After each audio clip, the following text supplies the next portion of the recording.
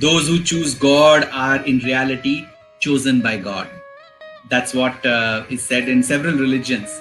But in the Viveka Chudamani, Sri Adi Shankaracharya has said that there are three things which are possible only by God's grace. Durlabham trayamevaitat daivanugraha hetukam. That's the meaning. What are the three things? Manushyatvam, Mumukshatvam, Mahapurusha Samshraya. Human birth, spiritual yearning, and proximity of a guru. All of these three are the rarest to achieve in this world. Rarest. Not a citizenship in a developed country, not billions of dollars, not a great job, not power and position.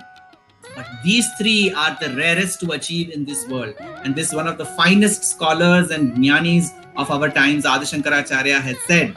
And in that, we should be very happy that we have all three. We have received all the three by God's grace. We have a human birth, plus we have all the material and worldly successes to a large extent.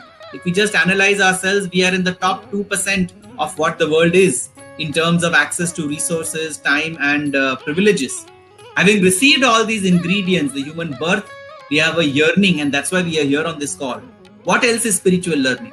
You want to know how to be happy. You want to know how to give up sorrow. You want to know how you want to better the world. You want how you can better the world. You want to know how you can get closer to God. These are all various facets of spiritual yearning. And this comes when we have the proximity of a guru who gives us the clarity. So having received these ingredients, we need to be working on them in ways that we can offer back to him in multiple measures.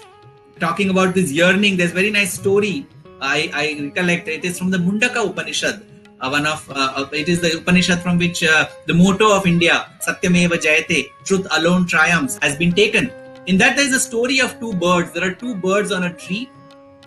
One bird is on the lower branches, and there is another bird on the higher branches. Now, this bird on the lower branches keeps pecking at different kinds of fruits that are available on the lower branches of the tree. So, some fruits are sweet and some fruits are bitter. When it eats a sweet fruit, it's very happy. It looks up in the sky and it sees that bird on top smiling and happy. When it eats a bitter fruit, it is unhappy and it looks up at the sky in anguish, and it sees that bird, and that bird is still very happy. Like this, eating fruits of different nature, sweet and sour, and various aspects of its life, that particular bird starts rising in that height of the tree. And finally, when it reaches the top branch, it realizes that that other bird does not exist. There is only one bird, and that was it. There was no second bird. That second bird was only an imagination that there was one happy bird out there. It was its own self which it was seeing in a perfected form. So basically, this yearning for God is not yearning for anything else. God is our own perfected self. We are that principle's diluted self. When we are actually yearning for God, we are not yearning for an actual entity. We are yearning for our own perfection. We are yearning for our own completeness. We are yearning for total annihilation of sorrow. We are yearning for permanent bliss. In the scriptures, it is called Atyantika Dukkha Nivrutti and Paramananda Prapti. We want absolute bliss and we want permanent cessation of sorrow. The way to flip the coin and analyze this situation is that when we are struggling consistently in the world to come away from sorrow and go closer to happiness by all these objects and objectives that we have ascribed to ourselves, why not we depend on that which can give us complete joy and permanent escape from sorrow?